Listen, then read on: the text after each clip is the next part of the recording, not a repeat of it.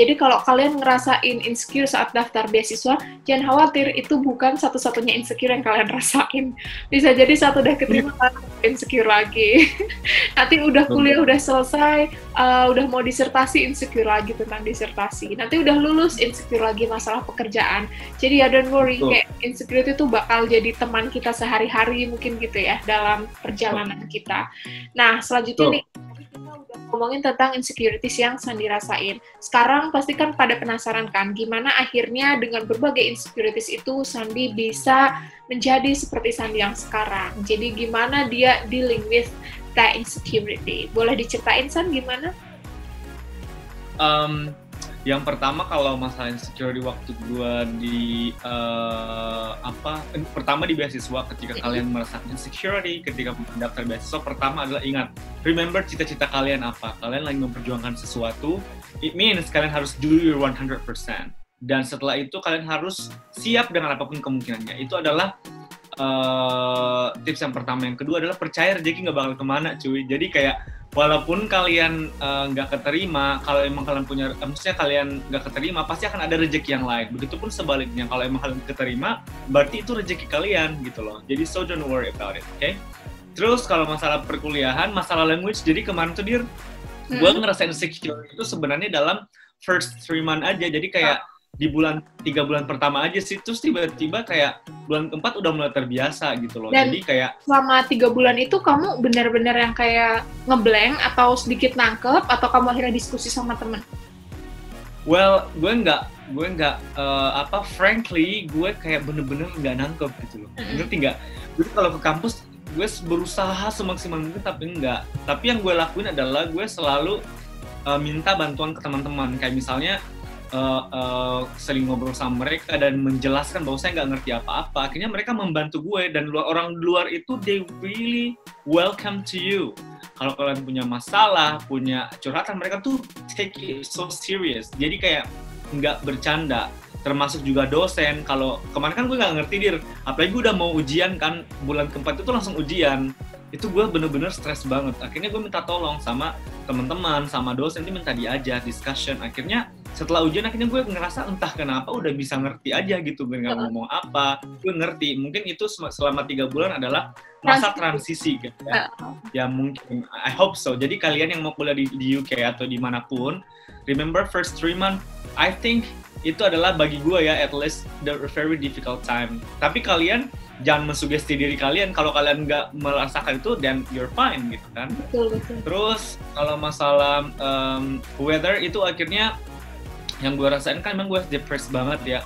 Tapi yang paling penting adalah ketika ada cuaca yang bagus, kalian pergilah ke taman, go for walk, enjoy the beautiful sunny day, ke park, dan ya kita akan get used to it finally. Jadi semua itu akhirnya karena kita digembleng di sana, itu kita bakal terbentuk sendiri. Dan yang tentunya adalah rajin komunikasi sama orang tua, minta doa, karena doa orang tua apalagi ibu itu, I really believe that if your mom pray for you, then everything will happen gitu kan. Terus yang kedua tentu ibadah horizontal itu harus bagus, karena you know God yang mengatur semuanya, we just can try. Dan ya, talk to your friends, chat with your friends, kayak share or anything kayak gitu, or you have a boyfriend atau punya girlfriend, share to your couple, it helps a little bit. Jadi mungkin itu dia yang bisa. Oh, satu lagi, masalah makanan. Jadi kalau masalah anxiety atau masalah insecurity, kalian harus punya asupan nutrisi yang bagus, karena ternyata kalau kalian makan yang berisi kayak sayuran, buah-buahan, susu, dan protein, itu bisa membantu kinerja otak dan hormon dalam tubuh, so it can release the stress. Mungkin itu tips dari gue, Dir. Dan ngomongin masalah makanan dikit ya, kalian jangan khawatir, mungkin kalau kayak di Indonesia, mau beli susu yang enakan dikit tuh harganya kayak 40.000 gitu, berapa gitu ya. Kalau di Inggris tuh susu 1 pound juga udah enak ya. Enak, itu 1 jergen 1,5 pound, 1 jergen gede, 5 liter gitu. Dan itu udah yang gurih gitu kan, kayak rasanya udah yang enak gitu loh. Jadi jangan khawatir guys, kalian tuh kalau mau makan bergizi di Inggris itu murah banget, mau beli keju, berbagai macam keju, sayuran, segala macam. Daging, protein tuh murah-murah banget. Jadi kayak buah-buahan juga gitu ya. Di sini beli lebih yang enak karena berry-berryan tuh mahal banget kan, kayak raspberry gitu, udah mahal banget deh kayaknya. Di sana kayak aduh banyak banget, jadi jangan khawatir. dan dibedain yang organik sama non organik. Jadi organik itu bener-bener no pesticide, nggak ada pestisida. Jadi bener-bener kalau gue sih ngerasa hidup di luar kemarin tuh gue ngerasa sehat sih, kayak alhamdulillah gue nggak pernah sakit macem-macem. Karena emang bener kayak kita makan salad, makan fruitsnya itu murah tapi enak gitu kan, susunya teratur, hidup teratur lah pokoknya gitu sih. I really enjoy my time. Ya aku juga ngerasain sih, kayak waktu di Inggris tuh beli kayak susu, beli keju segala macem yang kayaknya di sini tuh agak mahal gitu ya, di sana kayak enteng banget gitu kan. Kayak belanja 5 pound itu dapat makanan-makanan sehat. Kalau di sini nih bayangin kan habis berapa ratus ribu aja. Gitu. Jadi memang manfaatin banget sih. Kayak yang tadi Sandi bilang, kalian harus makan makanan yang sehat, karena itu juga kan mood booster juga kan. Jadi kayak kalau lagi mungkin cuacanya dingin, pengen yang hangat, pengen makan enak, dan go for it gitu. Dan tadi yang masalah bahasa itu juga menurut aku menarik sih. Jadi memang kan kuncinya itu kita jangan nyerah ya, bahwa di awal kita nggak paham, bukan berarti nanti sampai 12 bulan ke depan kita akan nggak paham terus, kayak nggak mungkin. Tapi sebaliknya kalau kita malah kayak ngerasa udahlah aku mah nggak bakal ngerti deh, kayaknya mereka ngomongnya susah banget, ya udah kita yang ada makan malah tambah nggak paham aja gitu. Jadi kayak tadi strateginya Sandi, kayak make friends gitu. Mungkin di awal-awal kita kayak canggung gitu kan, apalagi kalau posisinya rasa bahasa Inggrisnya mereka yang native pasti udah jago lah, namanya juga native. Sedangkan kita yang masih kayak gini kayak, aduh ntar mereka marah enggak, mereka kayak jutek enggak, ngeremehin kita enggak, tapi kan enggak gitu, mereka benar-benar respect gitu. Dan itu juga yang dialami banyak orang sih, jadi silahkanlah make friends gitu. Dan mungkin ini ya strateginya, kalau datang ke Inggris bisa beberapa hari sebelum perkuliahan dimulai ya, biar paling nggak bisa beradaptasi gitu kan. Datang ke misalnya grocery shopping, terus nanti dengerin orang-orang ngomong kayak gitu juga bisa buat adaptasi gitu. Jadi jangan mepet-mepet. Gue kemarin sampai 2 minggu sebelum mulai belajar tuh gue udah datang karena saking excited. Iya, karena excited banget kan, terus kayak gue tuh pengen lihat kampusnya, pengen lihat environment-nya, dan gue kan cari flat itu kemarin pas di London, jadi gue pas di Indonesia gue belum dapet flat. Jadi gue baru di London, gue numpang dulu di rumah salah satu dosen gue yang juga kuliah di London sambil nyari-nyari. Jadi tuh bener-bener gue manfaatin cari rumah, karena kalau gue lihat online tuh takutnya kadang kan beda ya, kita nggak tahu neighborhoodnya kayak gimana. Kalau kita udah di sana kan bisa langsung do observation gitu kan, jadi bisa ngeliat. So ya kayak gitu, penting banget juga sih sebelum kuliah. Jadi itu tadi guys poin-poinnya gimana Sandi itu tackle dengan perasaan insecurity-nya. Ya begitu, balik lagi sih gimana kita manage, dan juga tadi kayak pesan Sandi, kita harus memperhatikan nggak cuma yang horizontal aja tapi juga yang vertikal gitu, hubungan kita dengan di atas. Nah selanjutnya nih, kalau udah ngomongin tentang gimana Sandi ngejalanin itu semua dan gimana dia tackle, sekarang aku penasaran dengan values yang dipelajari. Jadi perjalanannya memang nggak mudah, kayak Sandi tuh akhirnya nemuin cara buat handle diri sendiri, berdamai dengan diri sendiri. Nah dari semua itu values-nya apa yang kayaknya paling benar-benar berkesan dan akan kamu pegang selamanya seumur hidupmu? Wow, berat banget pertanyaannya, Dir. Well, kalau ditanya masalah value yang paling gua rasain gini nih. Gua kemarin tuh guys, sekedar info, gue tuh kuliah di bagian kesehatan itu, dan gue masuk lab. Jadi gue tuh bener-bener dari Senin sampai Sabtu pagi sampai sore menjelang malam tuh gue di kampus. Itu literally hampir 1 tahun. Jadi kayak gue cuma punya libur kalau hari Minggu atau ada national holiday, then I have holiday. Even kadang-kadang seminggu juga gue harus ke library karena ada report or anything, itu bener-bener tough. Berarti dan itu karena akhirnya yang ya? Sorry aku potong. Iya. Oh berarti bukan karena kayak individual mahasiswanya yang kayak ya udah pengen ngampus gitu, bukan ya? Kayak it's a must. Bukan. Iya, jadi kayak gini, bukan mau nggak mau harus kayak gitu, karena ada beberapa tugas yang nggak bisa selesai kalau nggak kita datang ke kampus hari Sabtu juga, ngerti nggak? Jadi benar-benar harus ke kampus. Karena butuh labnya juga ya? Iya, belum lagi gue kan lagi ternak-ternak mutan dan sebagainya kan, jadi kayak gue harus ke lab ngecek mutannya hidup atau enggak. Karena kalau misalnya gue nunggu hari Senin, kadang tuh mutan harus dikasih makan, itu kayak itu kayak beternak. Jauh-jauh dari Indonesia ke Inggris ternyata beternak. Iya, peternak hutan. Jadi ya gitulah. Nah, akhirnya apalagi di masa-masa tesis gitu kan, it is a really tough time for me guys, to be honest. Dan akhirnya setelah gue lulus itu like one of the happiest day in my life, kayak I promise you that. Dan setelah gue pulang ke Indonesia, akhirnya gue belajar beberapa hal dan gue bakal ngasih kalian highlights-nya. Yang pertama adalah gue akhirnya tahu diri gue siapa gitu. I finally know myself more than I did gitu, kayak oh ternyata gue seperti, ternyata gue stres banget kalau ada yang kayak gini, ternyata gue happy banget kalau kayak gini, ternyata ini makanan favorite gue, ini my favorite singer, my favorite movies. Jadi akhirnya I know something about me, dan juga akhirnya I know something new about me too. Kayak I never think kalau gue bakal secinta itu sama misalnya pasta bolognese, let's say spaghetti bolognese. I never thought I would like that so much gitu kan. Or I don't know kalau gue bener-bener love salad atau dengan olive oil. Finally I know. Jadi kayak itu the first highlight. Yang kedua adalah akhirnya gue bisa mengontrol anxiety gue dan insecurity gue. Dan gue merasa, karena gini nih, kalau misalnya ada masalah yang gue hadapin sekarang, masalahnya santai aja, gue udah pernah ngalamin masalah yang lebih besar dari itu. Jadi gue lebih bisa mengontrol stres gue, anxiety gue, akhirnya gue bisa merasa lebih relax gitu loh. Walaupun sekarang kita keluar dari London, misalnya dari UK, kita mungkin susah terus cari kerja, at least kita bisa reduce the level of it a little bit. Terus yang ketiga, gue akhirnya tahu kalau namanya memperjuangkan mimpi itu memang sesakit itu, tetapi akhirnya kita finally proud of ourselves. That is something that you cannot explain in words. You have to feel it by yourself. So itu sih mungkin the 3 things yang menurut gue I will never forget about this. Dan I hope you guys also will the same as with it. So yeah.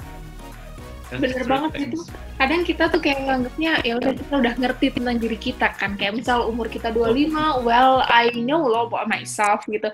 Tapi sebenarnya kita tuh bakal ngerti bener-bener ketika kita ditimpa cobaan, kita ditempa kayak gitu kan. Kita bener-bener berada di titik bawah, dan itulah titik di mana kita tahu siapa diri kita sebenarnya gitu. Dan bahkan ini ya, ngomongin masalah tahu, itu juga tahu tentang relationship. Kayak misal, oh ternyata aku tuh nggak cocok dengan tipe orang yang kayak gini gitu juga. Ya biasanya di masalah kayak gitu. Dan teman juga nggak sih Dir, kayak akhirnya oh I know who my friends are gitu kan. Iya betul. Di saat jatuh gitu ya. Ya akhirnya ketahuan kan teman-teman yang mungkin ya nyinyirin lah, atau yang mungkin gak respect sama kita, kayak gitu, gak appreciate kita, seperti itu. Jadi bener-bener bahwa mengenali diri sendiri itu gak semudah yang kita kira. Kita memang harus melewati berbagai tantangan dulu sampai kita tuh tahu siapa diri kita sebenarnya. Dan bisa jadi beberapa tahun ke depan saat kita nemuin tantangan baru, kita ngerasa jauh lebih mengenal terusan. So it's basically like a journey gitu, gak akan pernah ada habisnya. Nah itu tadi moral values yang Sandi bagikan buat kita semua, dan aku pikir ini penting banget buat kita pelajari. Nggak cuma tentang moral values-nya, tapi pengalamannya gimana bahwa insecurities itu ketika dihadapi dengan tenang, dengan kepala dingin, dan tentunya dengan optimisme, itu insya Allah bisa kita selesaikan dengan baik, seperti itu. Well, jadi teman-teman kalau masih ada pertanyaan seputar insecurities atau pengalamannya Sandi, atau itu gimana kok bisa ke Amerika, atau kok bisa ke Jepang 2 kali gitu, silahkan komen down below. Nanti Sandi bakal bantu jawab mungkin, dan aku juga kalau bisa aku bakal bantu jawab. Iya. Dan Sandi bisa dihubungi lewat Instagramnya, yaitu @aswarsandi. Dan Sandi juga lagi punya program keren banget, mungkin mau diceritain sedikit? Gua lagi mau bikin namanya mentoring class. Jadi itu semacam gue lagi nyari 5 kandidat nih yang punya mimpi untuk kuliah di luar negeri, dan mereka betul-betul bersungguh-sungguh, dan kita bakal ngebantu dia dari daftar kampus sampai mendapatkan beasiswa. Dan itu semuanya gratis. Itu mentoringnya selama 1 tahun. Itu mentoringnya bukan kayak ngajar ya, jadi kayak jadi tim. Karena gue juga lagi prepare my documents for PhD, jadi nanti siswa ini gue bakal jalan sama-sama, kita bikin personal statement bareng, terus belajar IELTS bareng, terus kayak cari kampus bareng, dan bla bla bla. Kalau ada yang kesulitan dana misalnya untuk tes IELTS, kita bakal cari bagaimanapun caranya supaya dia bisa lolos. Why do I do that? Karena gue ngerasa education adalah hak segala bangsa, dan banyak orang di luar sana gue yakin banget yang punya potensi yang besar tapi mereka nggak punya wadah, dan I try my best to do it, dan mungkin Dira nanti bakal jadi salah satu bintang tamu yang gue undang untuk ngasih share experience karena ya we are gonna have a lot of fun things. Jadi buat teman-teman yang pengen bergabung atau pengen mendaftar boleh di Sandi's mentoring class. Nah ini guys, jadi kalau kalian memang bener-bener pengen ngedapetin coach dari profesional, karena Sandi juga profesional, we can tell, nah itu bisa coba nih di programnya Sandi ini, dan itu gratis loh. Kapan lagi kita dapat coaching selama 1 tahun gratis, dan paling tidak tuh salah satu hal positif lain ya dari program ini kata aku tuh environment-nya. Jadi kita kan butuh banget environment yang mendukung. Nah ketika kita udah ada dalam circle ini, maka environment kita udah mendukung gitu. Jadi kalau misal kita malas, kita bisa lihat teman-teman kita yang pada bangkit, yang punya motivasi yang sama. Jadi penting banget. Oke, Sandi, makasih banget atas ilmunya, atas sharingnya. Sama-sama, Dir. Thank you banget buat semuanya yang udah for having me today. Such a really humble chance for me, dan thank you juga buat Dira, karena Dira tuh udah memberikan, lu tuh udah kasih gue inspirasi, karena jadi kemarin tuh gue pengen bikin vlog guys, cuman gue nggak pernah punya confident, tapi setelah Dira ngubungin gue, akhirnya gue kayak, ini Dira keren gitu loh, gue pengen jadi kayak dia, so she's someone that I look up to for now, and ya, semoga juga dia bisa ini nggak promote YouTube gue nggak? Oh iya, silakan nih. Yeah. Jadi Sandi udah punya channel, dan pastinya nanti Sandi juga bakal sharing banyak kali channel itu kan? Betul, dan juga bakal mengundang si bos Dira nanti ya, juga nanti gantian. Jadi YouTube channelnya itu Aswar Sandi sama dengan nama gue, ini baru banget. Ya kalau pengen di like subscribe boleh, mau nonton aja juga nggak apa-apa, silahkan. Thank you banget Dir udah. Iya. Tentunya kalian harus subscribe, dan aku kasih bocoran dikit nih ya. Okay. Jadi aku tuh bilang ke teman-teman subscribersku di community, kan ada YouTube community tuh, bahwa sebenarnya kita tuh udah take tapi ternyata rekamannya tuh nggak ada gitu, kayak fail terus. Dan tahu nggak apa respon mereka? Mereka tuh benar-benar supportive banget, kayak mereka tuh antusias banget. Ya sayang banget, tapi gimana lagi? Semangat Kak Dira, ayo bikin lagi. Mudah-mudahan nanti bisa gitu ke depannya gitu. Jadi benar-benar mereka tuh antusias banget buat ngedengerin sharing dari kamu. Dan mudah-mudahan apa yang kita bagikan sekarang tuh benar-benar bermanfaat ya. Jadi nggak beyond expectation. Ini nggak terlepas dari lu tuh, Dir. Jadi guys, kita tuh sempat kemarin ada beberapa troubleshoot, tapi gue salut banget sama Dira yang nggak pernah berhenti berjuang. Emang lu jiwa-jiwa penghantar beasiswa emang keren banget.